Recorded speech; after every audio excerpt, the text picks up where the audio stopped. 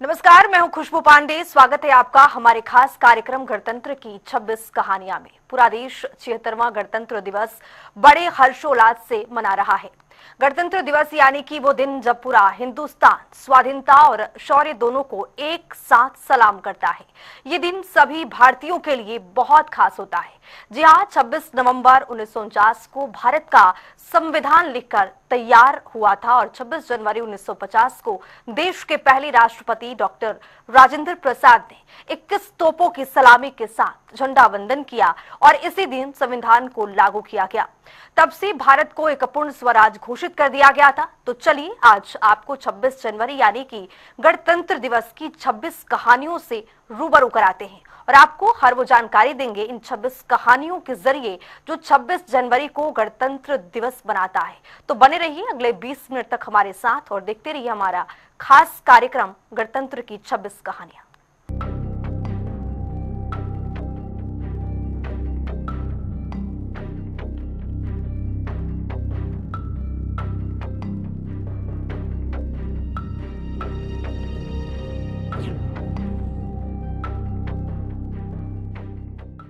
गणतंत्र दिवस को पूरे देश में विशेष रूप से मनाया जाता है, लेकिन देश की राजधानी दिल्ली में बहुत उत्साह के साथ ध्वजारोहण होता है। इस अवसर के महत्व को चिन्हित करने के लिए हर साल राजपथ पर एक भव्य परेड का आयोजन किया जाता है। आपको बता दें कि इस भव्य परेड में भारतीय सेना के विभिन्न रेजिमेंट, वायुसेना, नौसेना सभी भाग लेते हैं। इस समारोह में भाग लेने के लिए देश के सभी हिस्सों से राष्ट्रीय कैडेट्स और विभिन्न विद्यालयों से बच्चे भी आते हैं। समारोह में भाग लेना एक सम्मान की बात होती है। 26 जनवरी के दिन देश के प्रधानमंत्री सबसे पहले राष्ट्रीय युद्ध स्मारक पर जाकर देश के वीर सपूतों को श्रद्धांजलि अर्पित करते हैं।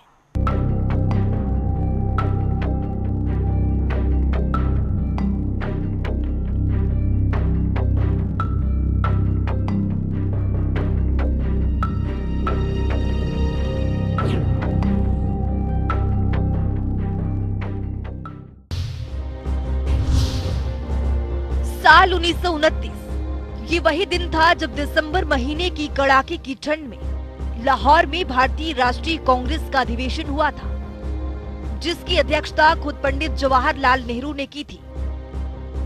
उस अधिवेशन में एक प्रस्ताव पास हुआ। प्रस्ताव कुछ ऐसा था जो बरतानिया हुकूमत की चिंता बढ़ाने वाला था। बैठक में जो प्रस्ताव पास हुआ था उसमें इस बात का जिक्र था कि अगर अंग्रेजी हुकूमत 26 जनवरी 1930 तक भारत को डोमिनियन का पद नहीं देता तो भारत खुद को पूरी तरह से स्वतंत्र घोषित कर देगा। भारतीय राष्ट्रीय कांग्रेस के 1929 के प्रस्ताव के बावजूद ब्रिटिश सरकार ने जब 26 जनवरी 1930 तक भारत को डोमिनियन का पद दिए जाने की मांग को स्वीकार नहीं किया तो कांग्रेस ने पूर्ण स्वतंत्रता का बिगुल फूंक दिया और आजादी के लिए सक्रिय आंदोलन की शुरुआत कर दी। यही वो दिन था जब पंडित नेहरू ने रावी नदी के किनारे तिरंगा झंडा लहरा दिया और 26 जनवरी 1930 को भारत की प्रतीकात्मक स्वतंत्रता के तौर पर मनाया।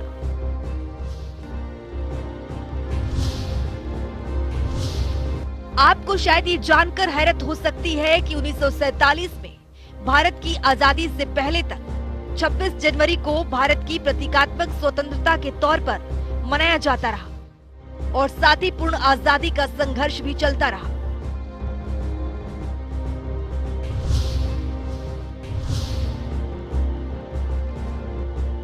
साल 1947 में आखिरकार एक लंबे संघर्ष के बाद भारत को आजादी मिली, लेकिन वो आजादी मिली 15 अगस्त को।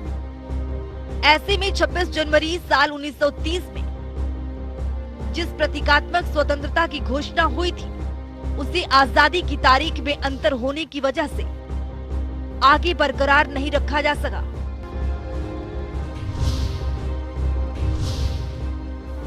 लेकिन आजादी मिलने के बाद भी भारत के स्वतंत्रता संघर्ष में 26 जनवरी के महत्व को खत्म नहीं होने दिया गया। आखिरकार ये वो तारीख थी जब पंडित नेहरू ने 26 जनवरी 1930 में गुलाम भारत में प्रतीकात्मक आजादी मनाने की परंपरा की शुरुआत की थी और पूर्ण स्वतंत्रता के आंदोलन को तेज कर दिया था। 26 जनवरी के ऐतिहासिक महत्व को आजादी के बाद भी बरकरार रखा गया। ऐसा करने के लिए फैसला ये किया गया कि 26 जनवरी के दिन ही भारत का संविधान लागू किया जाए। हालांकि संविधान का निर्माण नवंबर 1949 में ही हो गया था, लेकिन 2 महीने और इंतजार करने का फैसला हुआ और आखिरकार उसे 26 जनवरी 1950 को लागू कर दिया गया।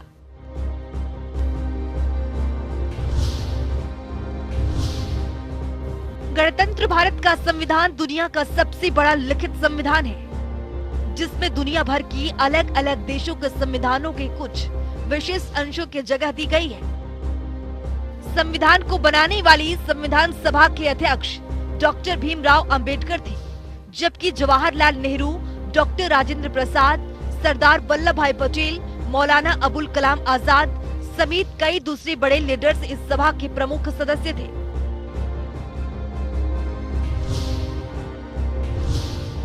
देश के लिखित संविधान को कई संशोधन के बाद तैयार करने में कुल 2 साल, 11 महीने और 18 दिन का वक्त लगा था।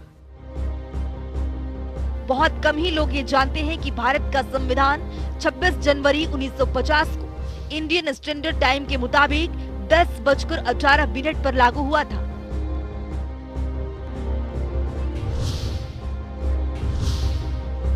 सदियों तक गुलामी की जंजीरों में जकड़ा रहा हिंदुस्तान अब तक एक गणराज्य के तौर पर भारत के नक्शे पर उभर चुका था। अब उसका अपना खुद का संविधान था, लिहाजा इस दिन को बड़े स्तर पर मनाने का फैसला किया गया और इस दिन को राष्ट्रीय पर्व घोषित किया गया।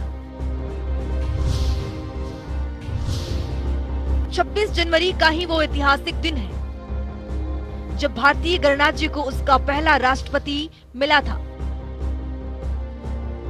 26 जनवरी 1950 के ही दिन डॉक्टर राजेंद्र प्रसाद ने भारत के प्रथम राष्ट्रपति के तौर पर गवर्नमेंट हाउस के दरबार हॉल में शपथ ली थी। इस तरह दुनिया को पहली बार भारत के राष्ट्रपति के तौर पर डॉक्टर राजेंद्र प्रसाद का परिचय मिला।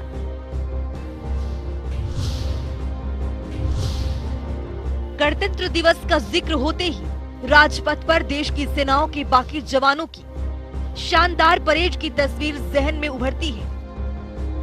लेकिन आपको ये जानकर थोड़ी हैरत हो सकती है कि गणतंत्र दिवस मनाने का ये स्वरूप हमेशा से ऐसा नहीं था। 26 जनवरी 1950 पर यानी देश के पहले गणतंत्र दिवस पर एरविन स्टेडियम में गणतंत्र भारत का राष्ट्रध्वज लहराया गया था। इस अवसर पर एक छोटे से कार्यक्रम में मुख्य अतिथि के तौर पर इंडोनेशिया के राष्ट्रपति सुकर्णो ने शिरकत की थी। आज भले ही राजपथ को गणतंत्र दिवस परेड के लिए जाना जाता हो, लेकिन साल 1950 से 1954 के बीच 26 जनवरी पर गणतंत्र दिवस का समारोह राजपथ पर आयोजित नहीं किया गया था। साल 1954 तक 26 जनवरी कार्यक्रम का आयोजन Irwin stadium, Kingsway, Lal Qila तो कभी रामलीला मैदान में हुआ था, न कि राजपथ पर। 26 जनवरी, जिसे आजाद भारत में अब राष्ट्रीय पर्व गणतंत्र दिवस के तौर पर पहचान मिली थी, उस दिन की अहमियत को दमदार तरीके से पेश करने पर विचार किया गया। भारतीय गणराज्य ने इस दिन को अपने शौर्य और पराक्रम के प्रदर्शन का फैसला किया और इस तरह 26 जनवरी 1955 को पहली बार राजपथ पर सेना की परेड की परंपरा की शुरुआत हुई। राजपथ परेड के पहले मुख्य अतिथि के तौर पर पाकिस्तान के गवर्नर जनरल मलिक गुलाम मोहम्मद ने शिरकत की थी।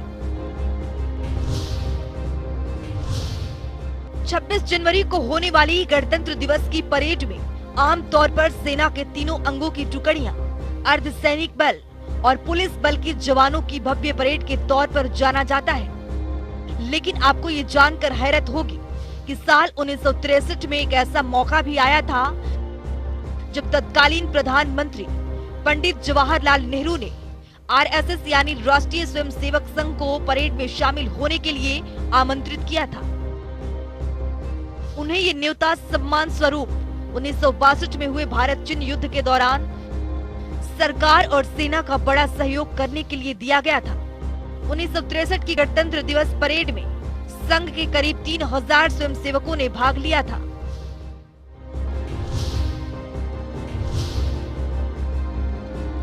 छब्बीस जनवरी को गणतंत्र दिवस के मौके पर देश की आजादी के बलिदानियों और देश की रक्षा में अपने प्राणों की आहुति देने वाले शहीद योद्धाओं को भी याद किए जाने की परंपरा है। इस दिन खुद प्रधानमंत्री अमर जवान ज्योति पर शहीदों को श्रद्धांजलि देते हैं और उनकी यादों में 2 मिनट का मौन रखा जाता है। गणतंत्र दिवस पर होने वाली परेड का आयोजन राजपथ पर होता है। राष्ट्रपति राष्ट्रध्वज लहराते हैं और राष्ट्रगान के साथ 21 तोपों की सलामी दी जाती है। रायसीना हिल से शुरू होने वाली परेड राजपथ से होते हुए पूरे 9 किलोमीटर तक शानदार मार्चिंग करती है। ये परेड लाल किले तक पहुंचकर पूरी होती है। गणतंत्र दिवस पर राष्ट्रगान के दौरान 21 तोपों की सलामी दिए जाने की परंपरा है। ये सलामी भारतीय सेना की तोपों द्वारा दी जाती है, जिन्हें पॉन्डर्स कहा जाता है। प्रत्येक तोप से 3 राउंड फायरिंग होती है। ये तोपें 1941 में बनी थी और सेना के सभी औपचारिक कार्यक्रम में इन्हें शामिल करने की परंपरा है।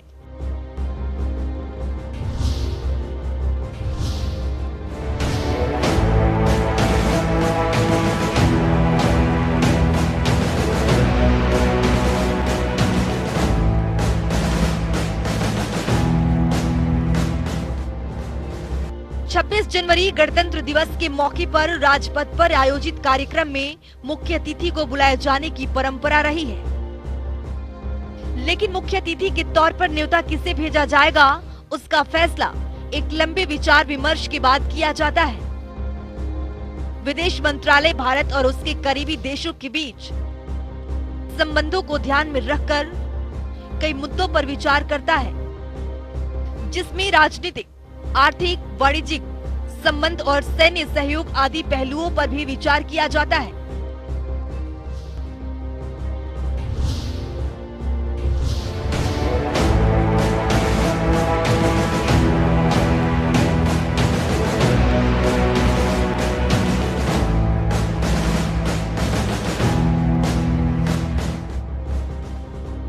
छब्बीस जनवरी पर मुख्य अतिथि कौन होगा, इसके लिए देश के राजनयिक हितों को ध्यान में रखा जाता है। गणतंत्र दिवस के लिए मुख्य अतिथि अन्य देशों की रुचि और अतिथि की उपलब्धता के आधार पर किया जाता है। लंबे विमर्श के बाद मित्र देश का चयन किया जाता है और फिर विदेश मंत्रालय अतिथि को निमंत्रण देने के लिए प्रधानमंत्री की मंजूरी लेता है।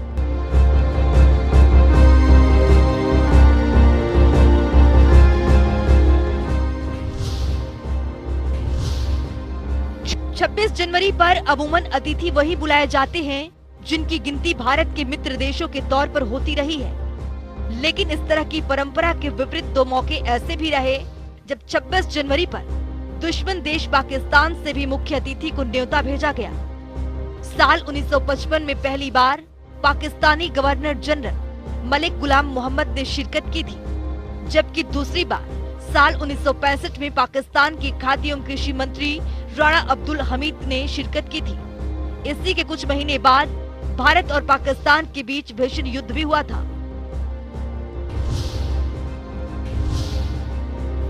गणतंत्र दिवस पर अब तक सबसे ज्यादा बार फ्रांस से मुख्य अतिथि बुलाए जा चुके हैं, जिनमें से साल 1976 में फ्रांस के प्रधानमंत्री, जबकि साल 1980, 1998, 2008 और साल 2016 में फ्रांस के राष्ट्रपतियों ने शिरकत की थी।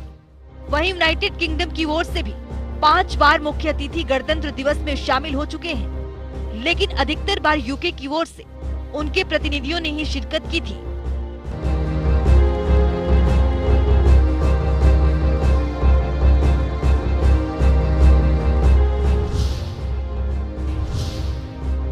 छब्बीस जनवरी के आयोजन में 1 से 2 अतिथियों को ही आमंत्रित करने की परंपरा रही है, लेकिन गणतंत्र दिवस के अब तक के इतिहास में साल 2018 में ऐसा पहली बार हुआ था जब एक साथ 10 देशों के प्रतिनिधियों ने मुख्य अतिथि के तौर पर शिरकत की थी।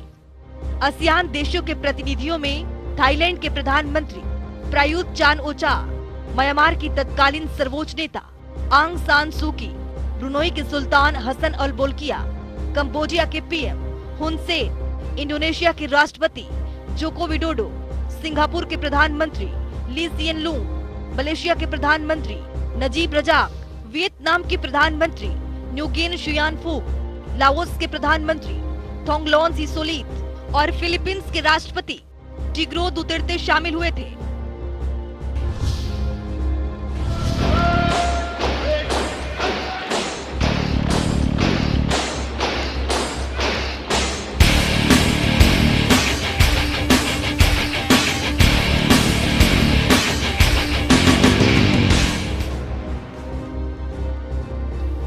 छब्बीस जनवरी की परेड को लेकर तैयारी महीनों पहले से शुरू कर दी जाती है।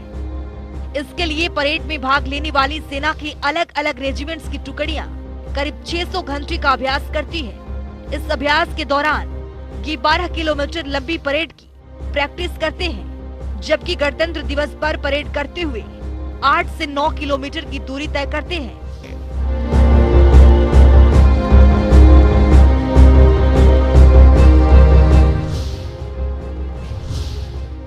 छब्बीस जनवरी की परेड पर सर्वश्रेष्ठ कदम ताल करने वाले दस्ते को पुरस्कार देने की भी परंपरा है। इसके लिए परेड के पूरे रास्ते में अलग अलग 6 जगहों पर जजों को बैठाया जाता है। जज सेना के ही अधिकारी होते हैं जो पूरी बारीकी से इस बात का मुआयना करते हैं कि किस टुकड़ी का प्रदर्शन सबसे बेहतर है। ये जज प्रत्येक दल को 200 मापदंडों पर नंबर देते हैं। इसके आधार पर सर्वश्रेष्ठ मार्चिंग दल का चुनाव होता है। किसी भी दल के लिए इस ट्रॉफी को जीतना बड़े गौरव की बात होती है।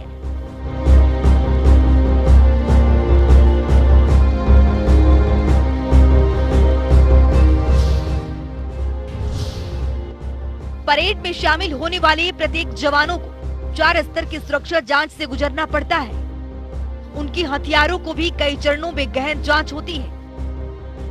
जांच का मुख्य उद्देश्य ये सुनिश्चित करना होता है कि किसी जवान के हथियार में कोई जिंदा कारतूस ना हो। इससे बहुत बड़ी अनहोनी हो सकती है।